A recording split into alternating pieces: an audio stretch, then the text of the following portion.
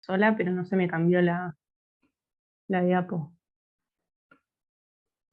No, no cambió la diapo. ¿Están en la de Profe, bronquiolitis? ponga dejar de compartir y ahí cuando ponga compartir, comparta el modo de presentación. A mí me figura que estoy compartiendo pantalla. Sí, pero está compartiendo cuando está como cerrado el Power, cuando tiene las diapositivas al costado.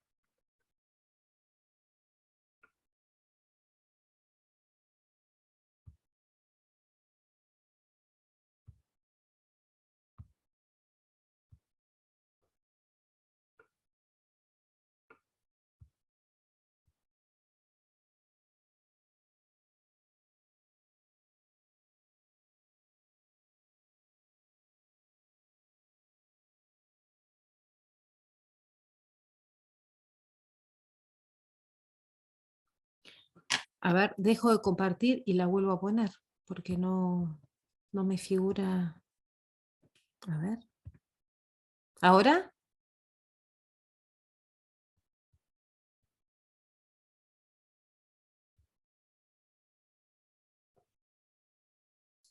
Sí, igual.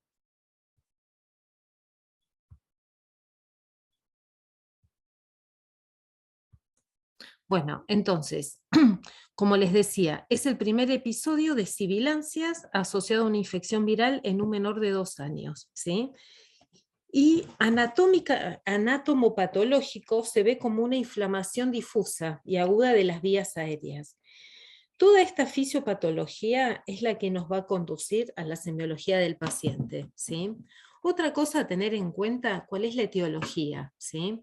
Fundamentalmente, el virus que más compromete o el que está más identificado con las bronquiolitis es el virus sincicial respiratorio. Ahí está, en un 70%, ¿sí? Después tenemos que también las causas de bronquiolitis pueden ser por influenza, adenovirus, rinovirus, influenza, y también este año tuvimos casos de metaneumovirus y también por COVID. Y lo que se vio este año, hablando desde el punto de vista epidemiológico, con la liberación y la finalización de la pandemia, hubieron coinfecciones, o sea, eran niños, eran infancias que estaban afectadas. Por ejemplo, sincicial junto con el virus de la gripe A, sincicial con COVID, y así hubieron varias coinfecciones. Y esto ustedes que han estado en los hospitales seguramente han visto las salas de pediatría realmente colmadas de pacientes, justamente porque hubieron muchos brotes y, por ejemplo, actualmente todavía seguimos con brote epidemiológico de sincicial respiratorio, ¿sí? ¿Qué tenemos que tener en cuenta en bronquiolitis? Que tenemos factores de riesgo para la enfermedad, ¿sí?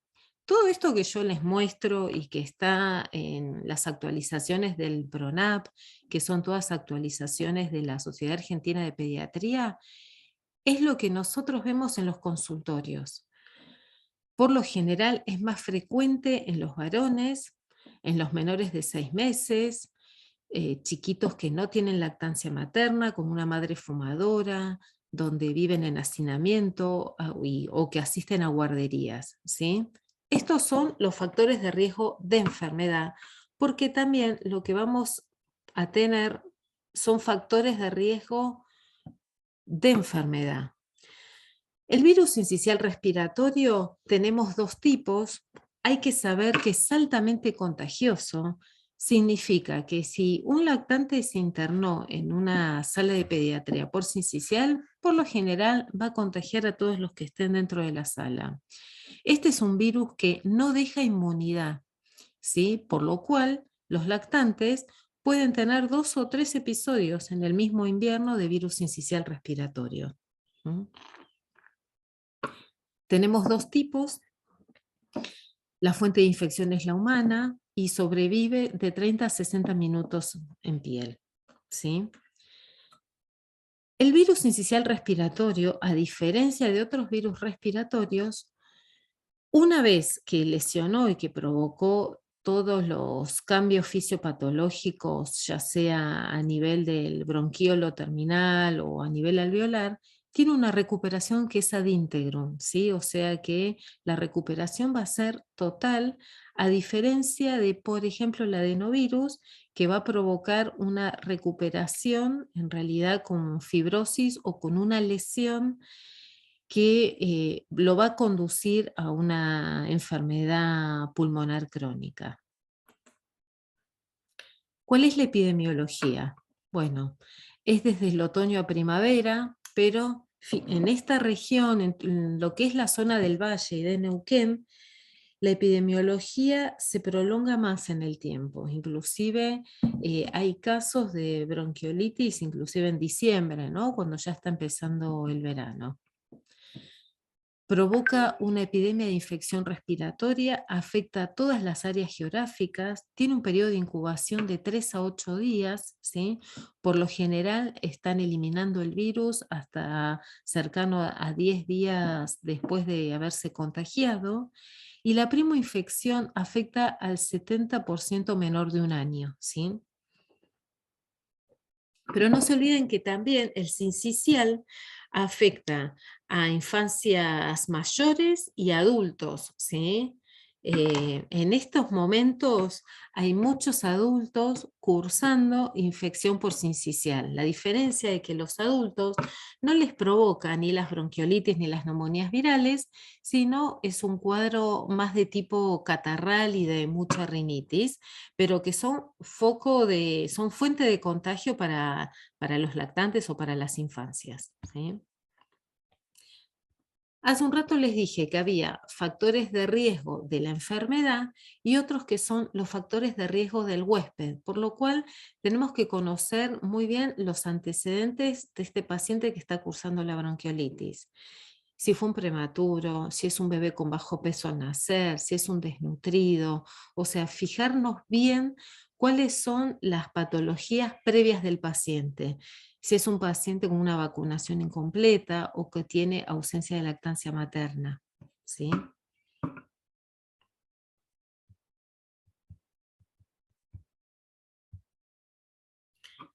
¿Quiénes se van a internar? Fundamentalmente los pacientes que tienen patologías de base. Los niños sanos corresponden a menos de un 3%, ¿sí? El problema lo van a tener en un 25% aquellos pacientes que nacieron prematuros y el 50% de los pacientes con displasia broncopulmonar. Para los que nunca han escuchado qué es displasia broncopulmonar, está en relación con aquel grupo de pacientes que nacieron con menos de 34 semanas de edad gestacional y que han tenido un peso de nacimiento menor a 1.500 gramos, pero que han nacido justamente o sea, por la misma prematurez, ¿sí? No han tenido la posibilidad de la alveolización, que es el periodo del embarazo donde logran realizar la alveolización a través de la producción de unas proteínas que es el surfactante. El surfactante lo que hace es disminuir la tendencia del colapso a nivel del pulmón. Entonces, si estos prematuros nacieron de 25 semanas, menos de 1 kilo, estos pacientitos son los que van a estar con asistencia respiratoria mecánica, se les tiene que pasar el surfactante de manera exógena como para lograr que no persista tanto tiempo en el respirador, pero estos pacientes de los que han sufrido es justamente de la prematurez, o sea, nacieron mucho antes de tiempo de que el pulmón pudiera terminar su desarrollo. Este grupo de pacientes lo que desarrollan justamente es un diagnóstico clínico que lo podemos ver al paciente con displasia broncopulmonar porque al mes de vida es un pacientito que va a tener persistencia con el uso de oxigenoterapia, cambios radiológicos en las placas que van a ser de tipos persistentes y sintomatología respiratoria persistente. O sea, que para hacer el diagnóstico de displasia broncopulmonar tengo que tener en cuenta cuáles fueron los antecedentes neonatales, cuál fue el motivo de la prematurez en el nacimiento, cuál fue el peso del nacimiento, la edad gestacional, ¿sí?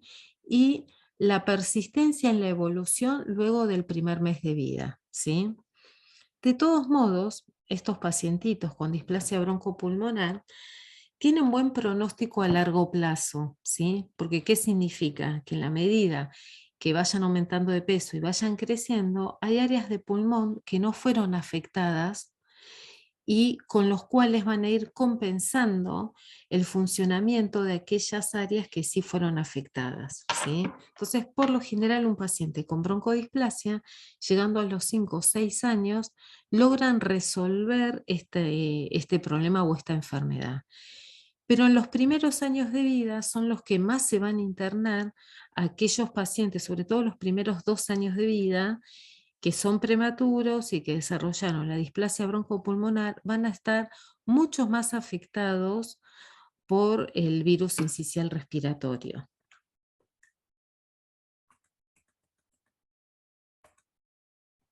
¿Cuál es la clínica? Bueno, vieron que al comienzo yo les dije que al tener esta inflamación difusa de las pequeñas vías aéreas, esto es lo que va a determinar la clínica que van a tener. Entonces, son pacientes que al momento de la consulta van a estar taquipneicos, van a tener retracciones subcostales o intercostales, las sibilancias, ¿sí? Que es ese sonido o ese chiflido que habla de que hay una expiración prolongada. Me voy a encontrar con tiraje, aleteo nasal, hipoxemia, y en algunos casos graves la hipercapnia nos va a conducir a fatiga de los músculos respiratorios, ¿sí? Es importante en la semiología clínica detenernos con el tema del tiraje, ¿no? Porque por lo general cuando vemos los pacientitos con tiraje, vemos un tiraje subcostal leve. Cada vez que va aumentando la dificultad respiratoria de estos pacientes, el tiraje va siendo de tipo generalizado, inclusive podemos ver cuando están con aleteo nasal, ya hay un tiraje que compromete bien supraclavicular, ¿sí? Que inclusive la dificultad respiratoria o las sibilancias pueden llegar a ser audibles sin estetoscopio. Profe, ¿cuál es o sea, retracciones, qué sería entonces? ¿Te acordás cuando yo hablé de... ¿Vos estuviste en la clase que yo hablé de toda semiología respiratoria? Las retracciones es el hundimiento de las costillas, ¿sí? Entonces, en el momento que el paciente va a expirar, vas a ver, vieron que el abdomen de los lactantes es un abdomen más de tipo globuloso. Eso Sí. lo tenés que ver, vas a ver que... Pero no es lo mismo que el sobre- tiraje. Tiraje y retracciones es, o sea, el tiraje es como la exacerbación de las retracciones, Ah, ok. ¿sí? ¿Sí? A ver, muchas veces vos ves las retracciones muy leves, solamente cuando hay una bronquiolitis leve, por ejemplo, vas a ver el tiraje más a nivel en la región de las bases, como que el abdomen sobresale y se hunde en las costillas. Cuando esta dificultad respiratoria aumenta, el tiraje es como un tiraje universal, o sea, está todo mucho más grave y más exacerbado, ¿sí? Pero bueno, eso hay que verlo en un lactante con dificultad respiratoria con bronquiolitis. Bueno, y este es el cuadrito que a mí me gusta mucho como para entender bien de qué se trata esta fisiopatología, ¿no? Tenemos primero la agresión viral, que como todo virus va a provocar una inflamación que tiene que ver con una cascada inflamatoria. Como yo les dije que la obstrucción está más a nivel de pequeña vía aérea, hay áreas donde por los mismos tapones de moco van a conducir a atelectasias y otras áreas van a estar hiperinsufladas. Cuando yo hablo de hiperinsuflación, tiene que ver con el atrapamiento aéreo, ¿sí? Ese atrapamiento aéreo se puede ver a nivel radiológico, ¿sí?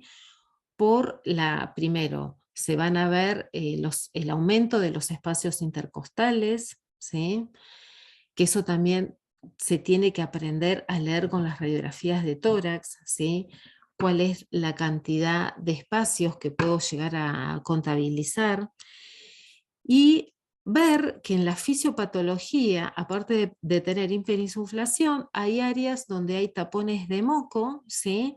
En donde, como justamente la afección está a nivel de lo que es bronquiolo terminal, donde está la zona ya de alveolización, en todo lo que tiene que ver con la hematosis va a estar alterado, o sea, a nivel pulmonar la sangre se va a dirigir a aquellas áreas que estén un poco más ventiladas y mejor perfundidas. Y ahí ya empezamos con las alteraciones del intercambio gaseoso, que es lo que uno llama los shunt intrapulmonares, ¿sí?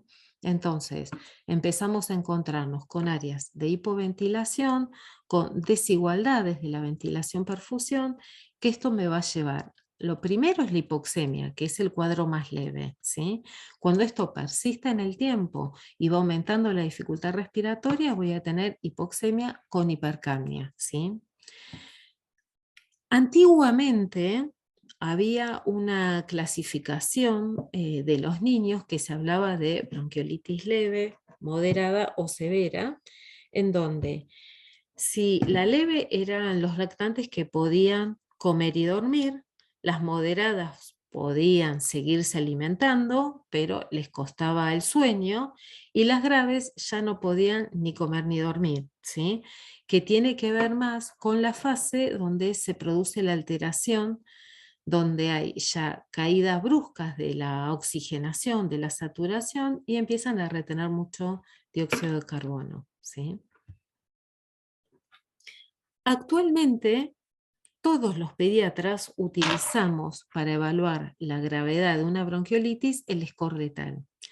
Este score de TAL se utiliza en toda la República Argentina, ¿sí?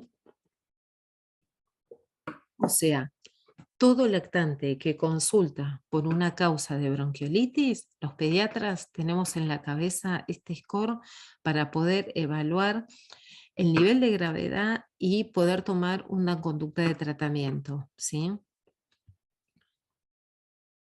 Entonces, este score me permite, tiene 5 parámetros que tenemos que tomar: frecuencia cardíaca, frecuencia respiratoria, sibilancias y uso de músculos accesorios. Y acá lo van a ver mejor, ¿sí? Entonces, de acuerdo a cada uno de estos parámetros, se le va a otorgar un puntaje, ¿sí? Hacemos la sumatoria de ese puntaje, y si es una bronquiolitis leve, significa que el score de TAL me va a dar con una puntuación siempre menor a 4, ¿sí?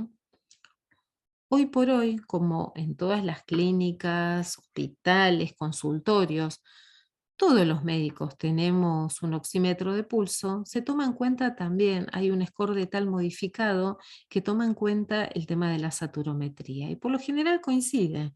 La bronquiolitis leve, que es aquella que me da con un puntaje menor a 4, la saturación va a ser normal, ¿sí? La bronquiolitis moderada es la que nos va a dar una puntuación de 5 a 8, y puede ser que empecemos a tener una saturación límite cercano al 94%.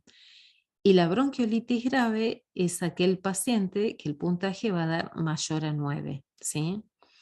¿Para qué nos sirve el score de TAL? Porque si nosotros tenemos una bronquiolitis leve, por lo general le vamos a dar indicaciones y un tratamiento de manera ambulatoria. Aquel paciente que el score de TAL nos empieza a dar moderado, a ese paciente le vamos a hacer un tratamiento de rescate en el consultorio para ver si mejora o no mejora, ¿sí? Esa impregnación se hace con salbutamol a través de una aerocámara. No sé si han visto, si todos conocen las aerocámaras, pero es un dispositivo que permite vehiculizar los aerosoles, ¿sí? Entonces, esto por lo general lo hacemos los médicos, o si estamos en un hospital, lo puede hacer la enfermera. Vamos a hacer impregnaciones con salbutamol cada 20 minutos. Lo dejamos 1 hora en el consultorio o en la guardia para volver a sacar el escordetal. ¿Mm? Si el escordetal mejoró, o sea, y clínicamente lo vemos mejor, probablemente lo mandemos a la casa dándole indicaciones, ¿no? De que vuelva a control si aparece empeoramiento del cuadro clínico. Pero acá uno en medicina tiene que ser muy artesano y fijarse también cuáles son las condiciones de este paciente. Porque si a mí el escordetal me sigue dando, no sé, 7, ¿sí? O sea que sigue estando moderado, ¿no? Y es un paciente que no tiene recursos, que no tiene maneras de llegar al hospital, lejanía. También fijarnos cómo calefaccionan la vivienda, cuántos viven, el coeficiente de la madre para que entienda mis instrucciones. Probablemente, si yo tengo en cuenta todo eso, muchas veces los dejo internado, más que nada por criterio de las condiciones en donde vive, ¿sí? Y no tanto porque esté bien clínicamente, porque muchas veces las bronquiolitis que empiezan siendo leves se transforman en moderadas o graves en la evolución, ¿sí? Entonces, tener mucho cuidado con esto porque hay muchas causas de muerte intradomicilio por apneas provocadas por una bronquiolitis. Entonces, uno, cuando yo digo que uno tiene que ser un artesano, tiene que fijarse realmente cuáles son las condiciones de este paciente como para mandarlo al domicilio, ¿sí? La bronquiolitis grave, uno no duda de que sí o sí, más allá de que hagamos estas impregnaciones, es un paciente que ya va a quedar internado o en una sala de cuidados especiales o de terapia intensiva. Y hay un cuadro muy grave dentro de la bronquiolitis que tiene una sigla que se denomina CRIA, que tiene que ver con la claudicación respiratoria inminente aguda. Es un paciente que ya viene en una falla respiratoria, realmente es un paciente que está muy, muy grave, ¿sí? Bueno, y en el próximo Power, lo que me gusta siempre mostrar es cómo es, qué es lo que pasa en lo que es la estructura esta del bronquiolo respiratorio terminal, cómo es que se produce la sibilancia. Fíjense cómo puede fluir el aire sin problema, ¿sí? Cuando exhalamos, y qué pasa cuando en la pared del bronquiolo ya tenemos edema, mocos, secreciones. Tener en cuenta que muchas veces el broncoespasmo se produce porque disminuye, hay una obstrucción en la pequeña vía aérea, entonces se empieza a producir un colapso, ¿sí? En la estructura de la vía aérea, se empieza a cerrar y la causa del broncoespasmo puede ser producto tanto de las secreciones mucosas, ¿sí? Como también porque hay una contracción del músculo de la pared del bronquiolo, ¿sí? Y si se acuerdan de lo que era la compresión, ¿sí? Cómo va disminuyendo el pasaje de la vía aérea. Entonces, si acá tenemos que se va produciendo el colapso, lo que vamos a tener radiológicamente es lo que se llama atrapamiento de aire. Entonces, en la próxima respiración, este paciente va a tener que vencer esa resistencia, o sea, empiezan a agitarse porque cada vez la obstrucción que tiene es mayor y tienen que tratar de vencer en la próxima respiración ese aumento de resistencia de todo el aire que va quedando en el pulmón. ¿Sí? Y entonces es lo que vamos a ver clínicamente. ¿Sí? Bueno, como esto ya se los dije, los pacientes que se internan, los pacientes que se van a la casa. Esto es lo... Ah, bueno. Cuando hablamos de impregnación, en realidad nosotros, a pesar de que el salbutamol hoy por hoy está en discusión porque hay algunos pacientes que son respondedores y otros no, lo que tenemos que saber que el salbutamol es un broncodilatador para los que están haciendo fármaco, ¿no? de acción corta y rápida. ¿Sí? ¿Qué significa? Que a los 15 minutos de empezar a administrarlo, ya va a empezar a dar efecto en los pacientes que son respondedores. ¿Sí? Entonces se hacen una serie de impregnaciones con salbutamol cada 20 minutos para ver qué paciente responde y cuál no responde, para ver qué paciente va a quedar internado y quién se va a ir a la casa.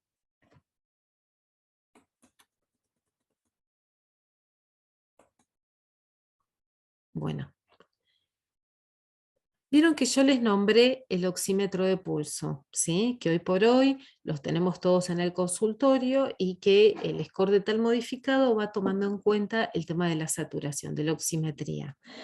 Para lo cual, cuando leemos un oxímetro de pulso, tenemos que recordar muy bien, cuando vieron ustedes de fisiología, cómo era la curva de saturación de la hemoglobina por el oxígeno. Entonces, cuando nosotros estamos saturando a un paciente y vemos que tiene una saturación, por ejemplo, del 98%, tenemos que ya tener en la cabeza cómo era esa curva de tipo simoidea, ¿sí? Que cuando hay una presión de oxígeno arterial de 80 a 100 milímetros de mercurio en la sangre, la saturación va a ser normal. El problema va a ser cuando empiezan a haber esas caídas de saturación, ¿sí? Cuando empieza a caer 94, 93, 92, sabemos que la PO2 va a empezar a caer, va a estar en menos del 80%. Y no siempre tenemos que buscar realmente la cianosis. Con una saturación de 90% no vamos a encontrar una cianosis, ¿sí? No lo vamos a ver azul, pero sí saber que cuando la saturometría empieza a caer entre 88, menos de 80, probablemente sí lo veamos cianótico. Y tenemos que, este también es un dato semiológico para saber definir qué es la cianosis, dónde se va a buscar la cianosis, ¿sí? Esto es algo que es muy importante que ustedes empiecen a manejar, ¿sí?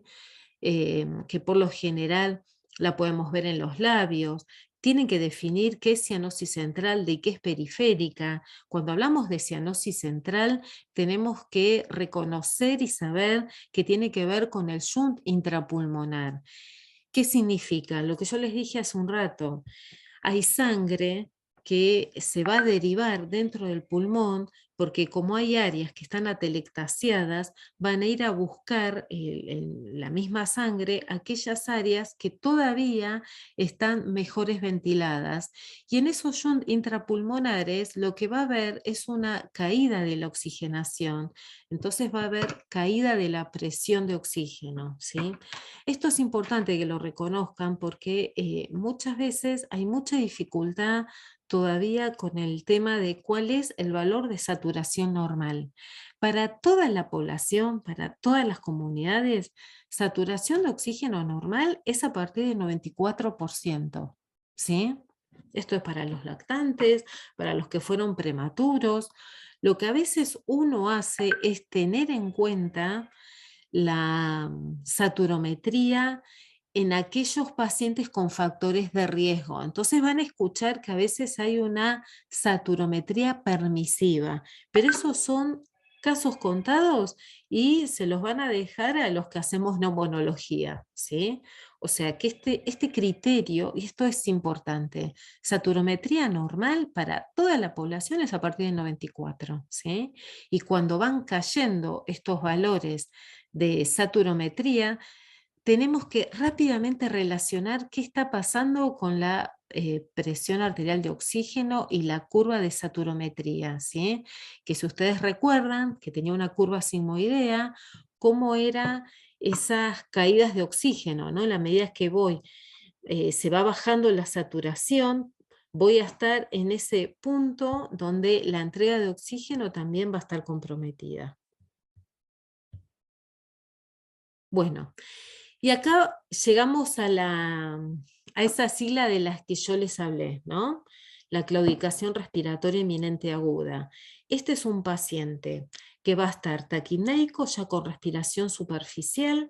Probablemente este paciente esté tan grave que haya un silencio en la auscultación, ¿sí? Entonces, que muchas veces sucede con los residentes que vienen y te dicen, no, pero no tiene ningún tipo de auscultación. Ojo con ese paciente, el paciente que tiene que está taquipneico, que ya tiene un movimiento paradojal, ¿sí? Como que se invierte la respiración o la mecánica respiratoria, que mantiene una taquipnea, que está con respiraciones superficiales. Si ese paciente está cianótico, estamos frente a una urgencia respiratoria. Ese paciente está tan grave que directamente tiene que ser ingresado en asistencia respiratoria mecánica, ¿sí? Les comento esto porque muchas veces es frecuente que vengan los residentes y te digan, tiene un silencio auscultatorio, y cuando uno empieza con las impregnaciones o con una terapia broncodilatadora o con medicación endovenosa, recién ahí, después de la hora, de 2 horas de toda la cuestión emergentológica, uno empieza recién a auscultar sibilancias o ruidos respiratorios agregados. Y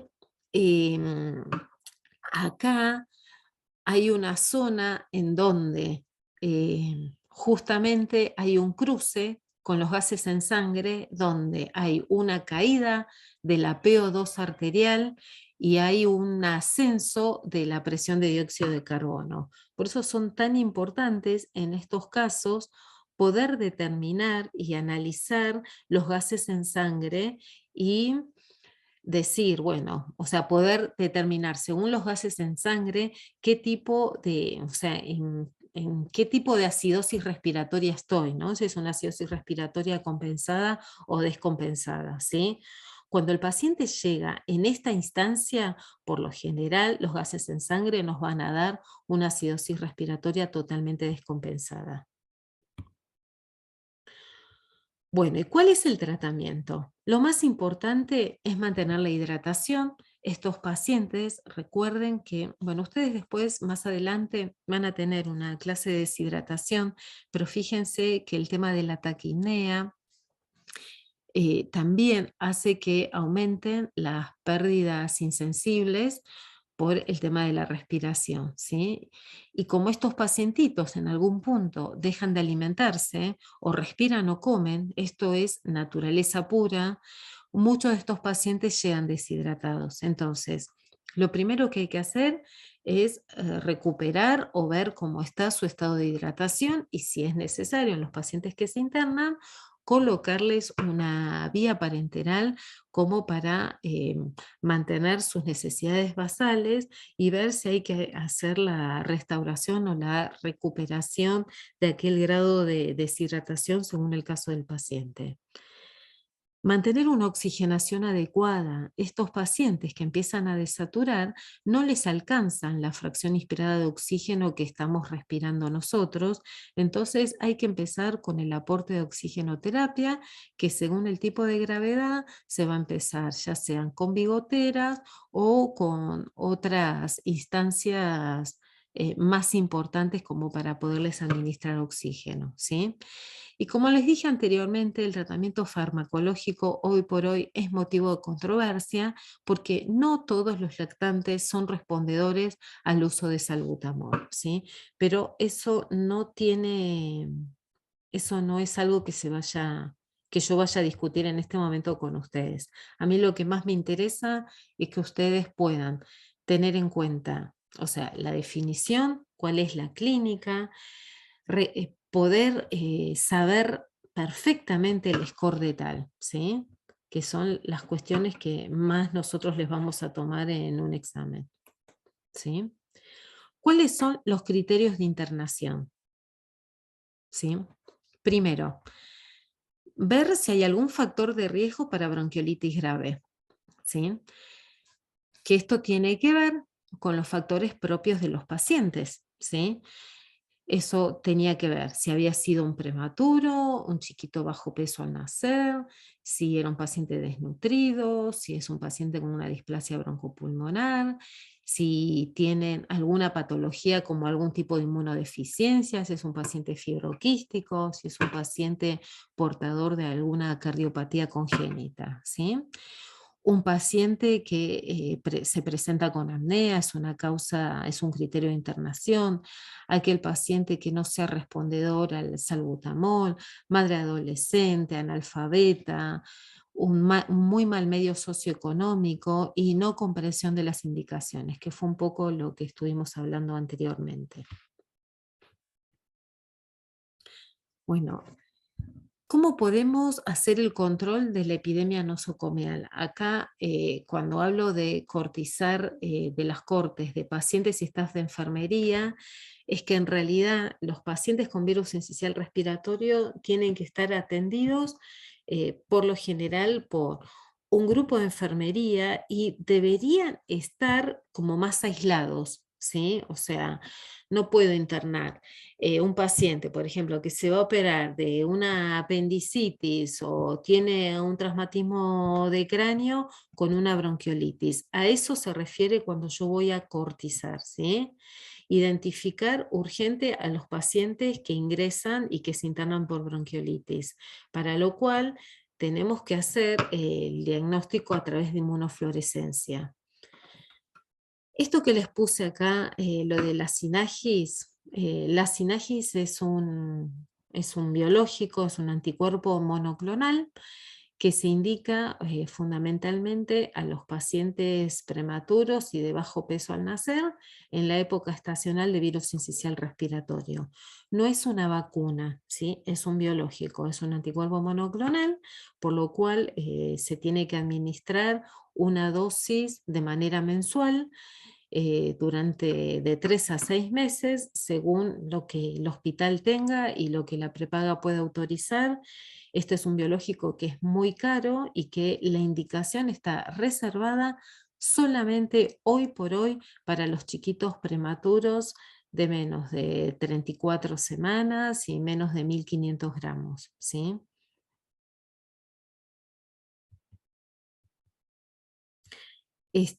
Aprovecho a contarles que, bueno, de hace muchos años está en experimentación la vacuna para el virus sincicial respiratorio, pero todavía no hay novedades sobre eso.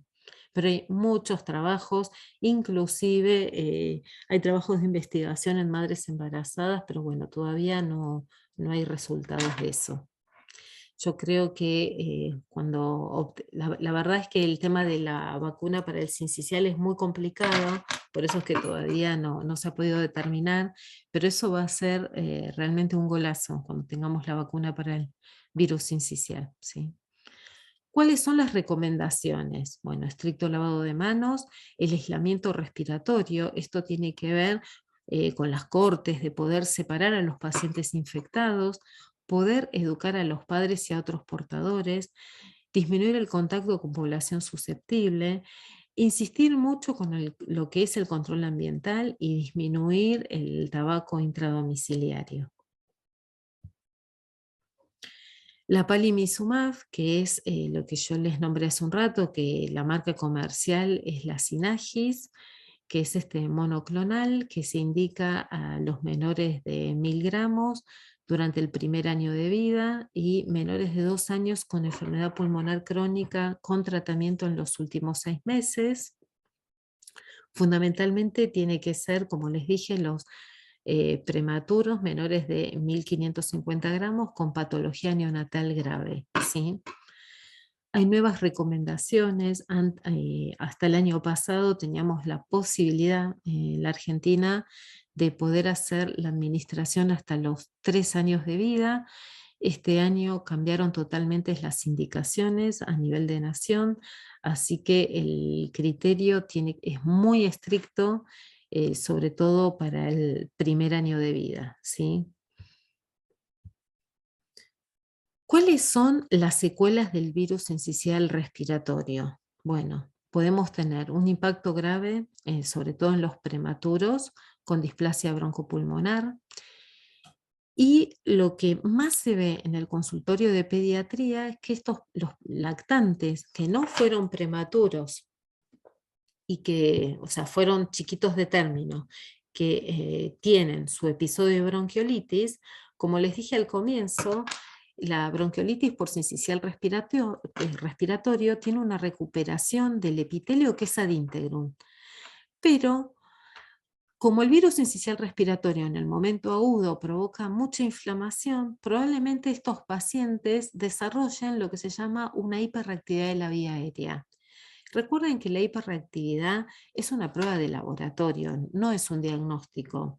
Van a escuchar en los consultorios de pediatría que hoy por lo general solemos diagnosticar y poner una sigla que se llama HRV postviral, que está denominando justamente a esta hiperreactividad bronquial postviral, o sea, después de haber padecido algunos de estos virus respiratorios, en donde lo que vemos es una mayor tendencia a los lactantes de hacer broncoespasmos recurrentes después de haber padecido una bronquiolitis por sincicial respiratorio.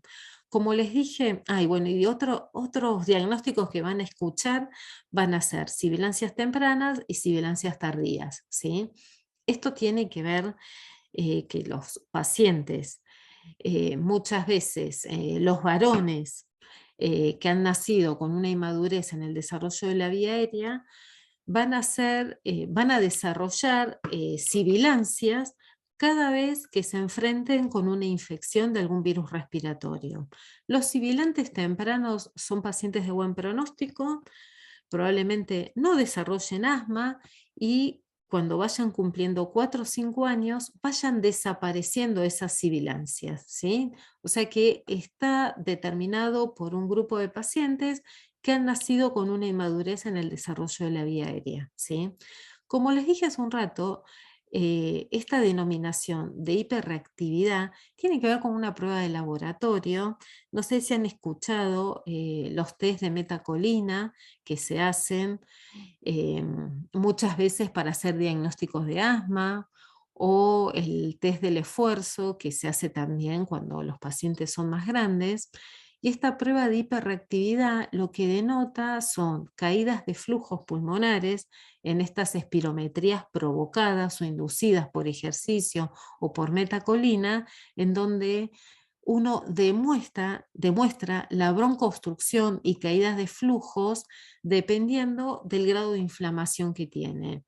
Pacientes con inflamación muy severa, la caída del B+1 va a ser en pocos minutos, ¿sí? O sea, está en relación a la inflamación. Cuanto más inflamación hay, más rápida va a ser la caída del flujo pulmonar, ¿sí? O sea que es una prueba de laboratorio, no es un diagnóstico. Pero bueno, como a los médicos, a los pediatras y a los neumonólogos a veces no nos queda muy claro qué grupo de paciente menor de 5 años tiene o no tiene asma, porque todavía no está definido el asma, porque está como muy mezclado en los menores de 5 años, solemos utilizar este diagnóstico que no define nada, porque hablar de un paciente que tiene una hiperreactividad de la vía aérea, un paciente hiperreactivo puede ser un pacientito que cursó con una infección por virus respiratorio, puede ser un pacientito que tiene una rinitis alérgica, un paciente con sinusitis, un paciente fibroquístico puede tener una hiperreactividad y obviamente un paciente asmático siempre va a tener una hiperreactividad de la vía aérea. Pero esto se los nombro a modo de poder entender que la hiperreactividad no es un diagnóstico, sino que es una prueba de laboratorio que me habla de un grado de obstrucción de la vía aérea relacionada con una inflamación de la pared del bronquio, ¿sí? Muchas veces las secuelas del virus sincicial respiratorio es que pueden llevar a una incapacidad funcional respiratoria y en lactantes pequeños predispone a la muerte súbita por causas de apneas, ¿sí? Bueno, y no tengo nada más. No sé si se quieren desmutear ahora